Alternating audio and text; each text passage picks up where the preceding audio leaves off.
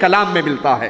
اس قرآن سے تعلق لگائیے، تعلق جوڑیے۔ سفیان ثوری رحمہ اللہ اس رمضان کے اندر باقی ساری مجلسوں کو ترک کر کے قرآن کی مجلس میں بیٹھ جاتے، قرآن پڑھتے۔ صحیح بخاری میں ہے، پیارے حبیب علیہ الصلوۃ والسلام نے ابن مسعود سے کہا، ابن مسعود مجھے قرآن سناؤ۔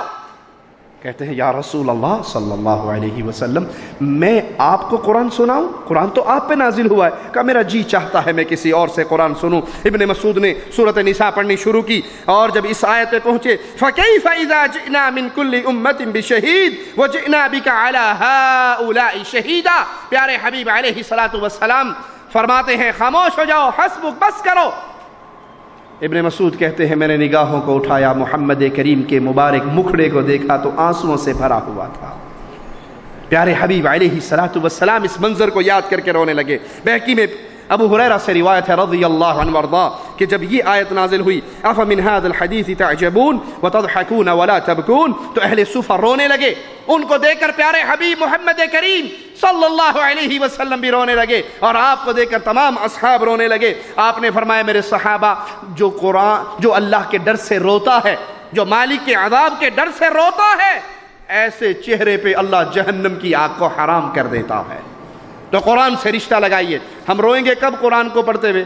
جب ہمیں سمجھ آئے گا، جب ہمارے پلے پڑے گا، جب ہمارے دل میں اترے گا، تبھی ہماری آنکھوں سے آنسو بہیں گے۔ اور جب تک ہمیں پتہ ہی نہ ہو اس آیت کا معنی کیا ہے، یہ آیت درس کیا دیتی ہے، روکتی کس بات سے ہے۔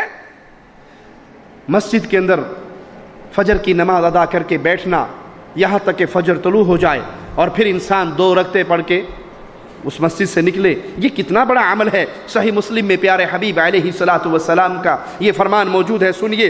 آپ فرماتے ہیں جب فجر پڑھ لیتے آپ اپنی جگہ پہ بیٹھے رہتے، پیارے حبیب فجر کے بعد اپنی جگہ پہ بیٹھے رہتے یہاں تک کہ سورج طلوع ہو جاتا، اللہ کا ذکر کرتے رہتے، اور پھر 2 رکعت پڑھ کے اس مجلس سے اٹھتے۔ تو آپ نے فرمایا جو فجر پڑھ کے مسجد میں بیٹھے اللہ کا ذکر کرے اور پھر 2 رکعت ادا کرے، اللہ اس کو حج اور عمرے کا ثواب دیتا ہے، پورے کا پورے کا پورے کا۔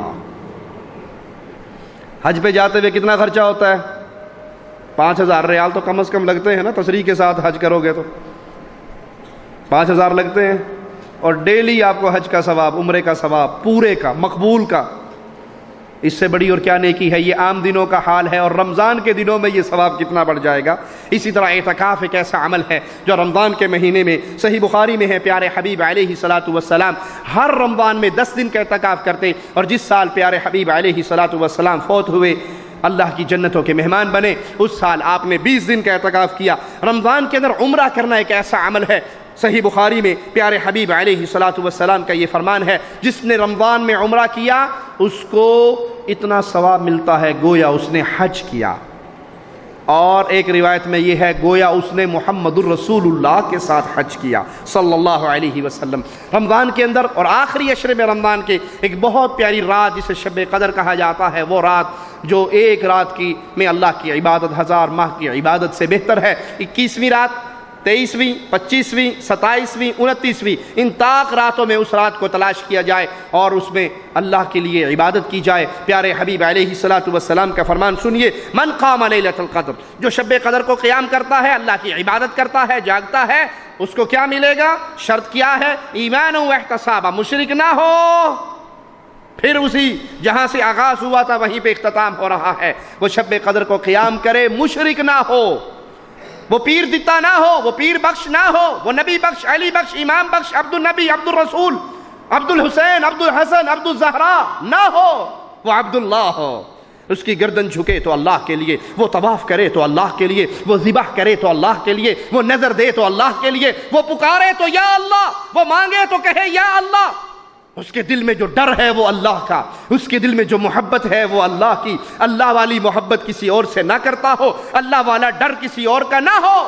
یہ نہیں کہ مظفر آباد سے بس نکلی ہے اور پہلے سہیلی سرکار کی صندوقڑی میں 100 روپے ڈالتی ہے، اس سے پوچھو ابھی تو آپ نے سواریوں سے ٹکٹ لیا نہیں اور پہلے جی اسے نہیں جاننے ہونا، بڑے پیر صاحب ہونے نے ادھر اگر پیسے نہ دو چلدی بس نو پٹھا کر دیں نے۔ انا للہ و انا الیہ راجعون۔ اللہ کا وہ خوف نہیں ہے جو مردوں کا خوف ہم نے اپنے دلوں میں بٹھا لیا۔ آپ نے دیکھا نہیں گاڑیوں کے آگے جوتی بندھی ہوئی، دیکھی ہے کبھی؟ گاڑی کے آگے جوتی بندھی ہوئی دیکھی ہے؟ مکان کے اوپر کالی ہنڈیا الٹی دیکھی ہے؟ کیوں رکھتے ہیں؟ تسی نہیں جاننے ہونا ہے، جوتی اگے بن لو تو ایکسیڈنٹ نہیں ہونا نا. یہ ہنڈیا جی نہیں، نظر بد نہیں لگتی. سر پہ ہنڈیا رکھ لو، گلے میں جوتیوں کا ہار ڈال لو، تمہیں بھی نہیں لگے گی. انا للہ و انا الیہ راجعون. جس قوم کا عقیدہ جوتیوں پہ آ جائے، میں اللہ کا واسطہ دے کے پوچھتا ہوں، اس کے سر میں یہود و نصارہ کی جوتیاں نہیں برسے گی؟ آج یہود و نصارہ مسلمانوں پہ ظلم کی چکی چلا رہے ہیں. وہ شام کا میدان ہو یا افغانستان کا میدان ہو یا کشمیر کا میدان، ہر طرف مسلمان کٹتے مرتے نظر آ رہے ہیں. کیوں؟ رحمان سے رشتہ ٹوٹ گیا ہے. رحمان سے رشتہ ٹوٹ گیا ہے. توحید کی غیرت ختم ہو گئی ہے. ایمان کا عقیدہ مٹ گیا ہے. سوپور انڈیا کشمیر کا ایک چھوٹا سا گاؤں ہے سوپور. اس کی ویڈیو میں نے اپنی آنکھوں سے دیکھی، میرے پاس موجود ہے. اللہ کی قسم، بابا آہد نامی ایک بابا جو سر کے بالوں سے لے کے پاؤں کے ناخن تک ننگا ہے، وہ ایک پارک میں بیٹھا ہے اور سینکڑوں کے حساب سے نوجوان لڑکیاں، وہ پارک بند ہے، گیٹ لگا ہوا ہے، اس کی جالیوں میں انگلیاں دے کے کشمیری زبان میں بابا بابا بابا، تروئی خدا دی بابا کچھ تے کرم کر دے. اس ننگے کو پکار رہی جس نے اپنے جسم پہ ایک بالشت کپڑا نہیں رکھا. اس کی شرم گاہیں بھی ننگی ہیں. صوفے کی کرسی پہ بیٹھا ہوا، اٹھ کے نیچے آتا ہے. 18-19 سال کی لڑکیاں تھالوں میں کھانا سجا کے اس کے قدموں میں آ کے بیٹھتی ہیں اور وہ ننگا بیٹھ کے ان کے سامنے کھانا کھاتا ہے. ہاں جی تسی نہیں سمجھتے، پہنچی سرکار ہے. اے پہنچی سرکار ہوندی ستھن تے پا لیندی. جس کو شرم گاہ ڈھانپنے کی تمیز نہیں ہے وہ پہنچی سرکار بنا دی. اس توحید کے عقیدے کو ترک کرنے کی بنا پہ آج ذلت اہل ایمان پہ مسلط کر دی گئی ہے. جو شب قدر میں جاگے، شرط کیا ہے؟ ایمان کی حالت میں ہو، مشرک نہ ہو، غیروں سے ڈرنے والا نہ ہو، ان کے سامنے جھکنے والا نہ ہو. زندگی بھر کے اللہ گناہوں کو معاف کر دیتا ہے. اسی طرح رمضان کے اندر کثرت سے اللہ کا ذکر کریں، دعائیں کریں. ہر رات کے تیسرے پہر مالک آسمان دنیا پہ نزول فرماتا ہے جیسے اس اللہ کی شان کو لائق ہے. لیس کمثلہ شیء، اس کی کوئی مثال اور کیفیت بیان نہیں ہو سکتی. اور آواز لگاتا ہے، کوئی ہے مانگنے والا، کوئی ہے سوال کرنے والا، کسی نے گناہوں سے معافی مانگنی ہے، رحمان اس کے معاف کرنے کے لیے اللہ کی طرف سے آوازیں گونج رہے. کوئی فقیر ہے تو آج اس کا داتا اسے دینے کے لیے پکار رہا ہے. اس وقت سب کا حال کیا ہوتا ہے؟ الا من رحم ربی. کیا کر رہے ہوتے ہیں اس وقت جب اللہ کہہ رہا ہوتا ہے کوئی ہے سوالی آ جائے لے لے؟ ہم سارے کیا کرتے ہیں؟ سو رہے ہوتے ہیں. صبح اٹھ کے کیا کہتے ہیں؟ اکھا مال دے ساڑی سندا کوئی نہیں، اب بابیاں دی موڑ دا کوئی نہیں، ساڑی اینا دے گے اینا دی ہو دیا گے. اللہ تو کہتا ہے کوئی ہے سوالی. ہم کہتے ہیں نہیں اللہ ان کے دربار پہ آئیں گے، یہ تجھ سے لے کے دیں گے. اجی تم نہیں، آپ مانتے نہیں ہو، آپ تو ہوئے جو گستاخ. کوٹھے پہ چڑھنا ہو تو سیڑھی نہیں لگانی پڑتی، بادشاہ کو ملنا ہو تو وزیر نہیں پکڑنا پڑتا، ڈائریکٹ یا اللہ یا اللہ یا اللہ کہتے ہو. ہم کہتے ہیں تمہیں شرم آتی ہے؟ خالق کو مخلوق کی مثالوں کے ساتھ تشبیہ دیتے ہو. ارے بھائی مان لیتے ہیں کوٹھے پہ چڑھنے کے لیے سیڑھی لگانی پڑتی ہے. کوٹھا 20 فٹ اونچا ہے. میرے رب کی رحمت تو تیری شاہ رگ سے بھی زیادہ قریب ہے، یہ 20 فٹ دور نہیں ہے. مانتا ہوں، آخری بات کہہ کے اپنی بات ختم کرتا ہوں، مانتا ہوں بادشاہ کو ملنے کے لیے وزیر پکڑنا پڑتا ہے. مانتا ہوں. کیوں؟ اس لیے کہ بادشاہ کے دروازے بند ہوتے ہیں، رحمان کا دروازہ کھلا ہے، وہ بند نہیں ہوتا. پیارے حبیب فرماتے ہیں رات کا اندھیرا پھیلتا ہے، میرا مالک اپنے ہاتھوں کو پھیلاتا ہے، آواز لگاتا ہے دن کی روشنی میں گناہ کرنے والے اندھیروں میں معافی مانگ لے، سب کچھ معاف. سورج نکلتا ہے، مالک پھر اپنے ہاتھوں کو پھیلاتا ہے، اندھیروں میں چھپ کے گناہ کرنے والے روشنی میں معافی مانگ لے، سارے ہی معاف کر دوں گا. بادشاہ کے لیے وزیر کی ضرورت ہے کہ اس کا دروازہ بند ہے، رحمان کا دروازہ بند. بادشاہ کے لیے وزیر کی ضرورت ہے، میں بھی مانتا ہوں. کیوں؟ اس لیے کہ بادشاہ کے دل میں میرے لیے کوئی رحم کا جذبہ نہیں ہے. اور مالک پیارے حبیب کی موجودگی میں ایک عورت جو اپنے بچے کو گم کر چکی ہے اس کو تلاش کرتی ہے، مل جانے پہ چھاتی سے لگاتی ہے، دودھ پلاتی ہے، چومتی چاٹتی ہے. پیارے حبیب اپنے اصحاب سے کہتے ہیں میرے صحابہ کیا یہ عورت اپنے اس معصوم کو آگ میں پھینک دے گی؟ کہا نہیں یا رسول اللہ، نہیں پھینکے گی، یہ نہیں پھینک سکتی۔ کہا یہ عورت اپنے بچے سے اتنی محبت نہیں کرتی جتنا رحمان اپنے بندوں سے کرتا ہے۔ اللہ تجھے تیری اسی محبت کا واسطہ ہے، ہم جتنے بیٹھے ہیں ہم سب کے چہروں کو جہنم کی آگ سے محفوظ فرما دے، ہم سب کو جنت الفردوس میں محمد کا پڑوسی بنا دے صلی اللہ علیہ وسلم۔ مانتا ہوں بادشاہ کے لیے وزیر کی ضرورت ہے، کیوں؟ اس لیے کہ بادشاہ اگر مجھے 1,00,000 روپیہ بھی دے گا تو اس کی اکاؤنٹ میں سے تو 1,00,000 مائنس ہو گیا نا، اس کو درد ہوگا دیتے ہوئے کہ 1,00,000 کم ہو گیا۔ اور رحمان کے خزانے، میرے سچے غریب نواز و بندہ پرور کے خزانے کیسے ہیں؟ وہ مالک فرماتا ہے اے انسان و جن، تم سارے اگلے پچھلے ایک میدان میں اکٹھے ہو جاؤ، مانگنا شروع کر دو، میں اپنی مرضی سے نہیں تمہاری ڈیمانڈ کے مطابق تمہیں دینا شروع کر دوں، جو مانگو دے دوں، جو مانگو دے دوں، جھولیے بھر دوں، میرے خزانے میں اتنی کمی نہیں ہوگی جتنی سوئی کو سمندر میں ڈال کے نکال لو۔ سوئی تو سمندر کے چند قطرے کم کر سکتی ہے، رحمان پوری کائنات کو بھی کھلا دے تو اس کے خزانوں میں کیوں؟ کیونکہ رحمان کا لنگر تمہارے چندوں سے نہیں چلتا، بابا اجمیر والے کی دیگ تمہارے چندوں سے چلتی ہے، بابا اجمیر کا عرس تمہارے چندوں سے لگتا ہے، تم چندہ دو گے تو دیگ،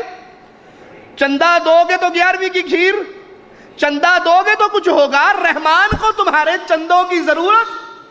وَلِلَّهِ خَزَائِنُ السَّمَاوَاتِ وَالْأَرْضِ، وہ رحمان ہے زمین و آسمان کے ہر خزانے کی کنجی میرے مولا کے پاس۔ وزیر ضروری ہے بادشاہ کے لیے، کیوں؟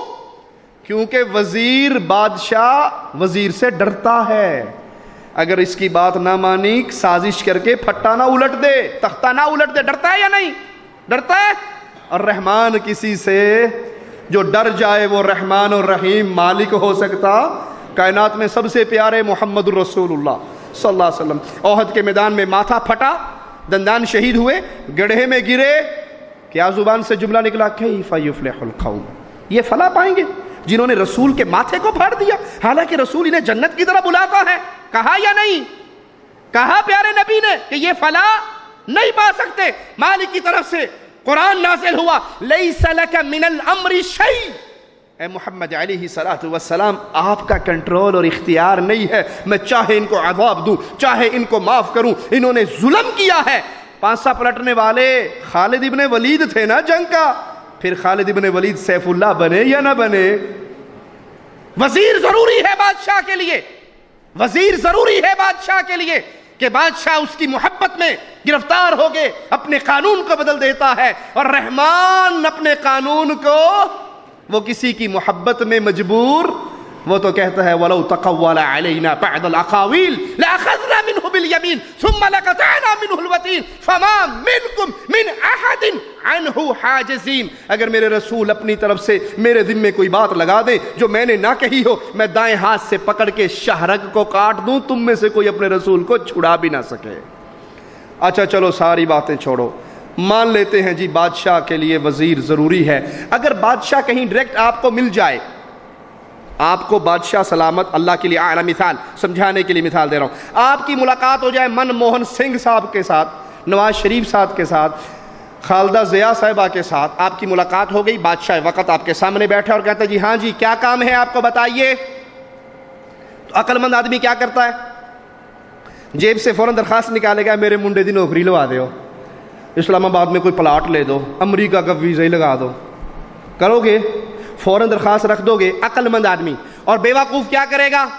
او نہیں جی نہیں، میں کوئی وہابی ہوں جو آپ سے ڈائریکٹ مانگ لوں، یہ تو بڑی گستاخی ہے میں آپ سے سوال کروں، آپ اسلام آباد جائیے، آپ دہلی جائیے، اور میں ملتان شریف جاتا ہوں، وہاں کے ایم این اے کو لے کے ایم این اے صاحب کو لے کے آؤں گا، اور پھر وزیر اعظم کی سفارش کرواؤں گا، اور پھر میں آپ کے پی اے کے ذریعے آپ سے ٹائم لوں گا، اور پھر ان سارے واسطوں کے بعد درخواست دوں گا۔ تو کہے گا بے وقوف آدمی، میں تیرے سامنے بیٹھا ہوں، نہ ایم این اے کی ضرورت، نہ ایم پی اے کی ضرورت، نہ کسی اور کی، مانگ۔ درخواست دینی چاہیے یا نہیں؟ بولو، دینی چاہیے۔ پیارے حبیب کی حدیث میں نے آپ کو سنائی، رات کا آخری پہر ہوتا ہے، مالک عرش معلیٰ سے آسمان دنیا پہ نزول فرماتا ہے، لیس کمثلہ شیء، اس کی کوئی مثال اور کیفیت بیان نہیں ہو سکتی جیسے اس کی شان کے لائق ہے، اور آواز پڑتی ہے کوئی مانگنے والا، ہے کوئی سوالی، ہے کوئی فقیر؟ درخواست دینی چاہیے یا واسطہ پنجتن پاک کا ڈالنا چاہیے؟ اللہ سے دعا ہے اللہ میں توحید کا فہم عطا فرمائے، اللہ میں شرک سے بچائے، بدعات سے بچائے، محمد رسول صلی اللہ علیہ وسلم پہ زندہ رکھے، پیارے حبیب کی محبت پہ زندہ رکھے، قرآن کی محبت پہ زندہ رکھے، ایمان پہ زندہ رکھے۔ اللہ جب تک زندہ رکھنا توحید پہ رکھنا، جب موت دینا توحید کی دعوت دیتے ہوئے شہادت کی موت دینا۔ اللہ قیامت کے دن ہم تیرے دربار میں اس حال میں پیش ہوں کہ ہمارے زخم کھلے ہوئے ہوں، خون بہتا ہو، رنگ خون کا ہو، خوشبو کستوری کی ہو، اور تو پوچھے بندے تو نے یہ کیوں کیا؟ تو ہم کہیں اے اللہ جان تو نے دی تھی، تیری توحید کا آوازہ لگاتے ہوئے اہل شرک کے ہاتھوں شہید ہو کے تیرے دربار میں آئے۔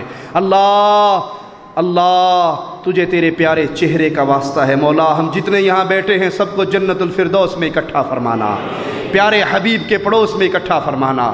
اللہ جنت کی سب سے بڑی نعمت مولا، جنت کی سب سے بڑی نعمت تیرے پیارے چہرے کا دیدار ہوگا۔ ربا ہمیں بھی ان پیاروں میں شامل کر دے، ہمیں بھی ان پیاروں میں شامل فرما دے، اپنے فضل سے، اپنے کرم سے، اپنی رحمت سے۔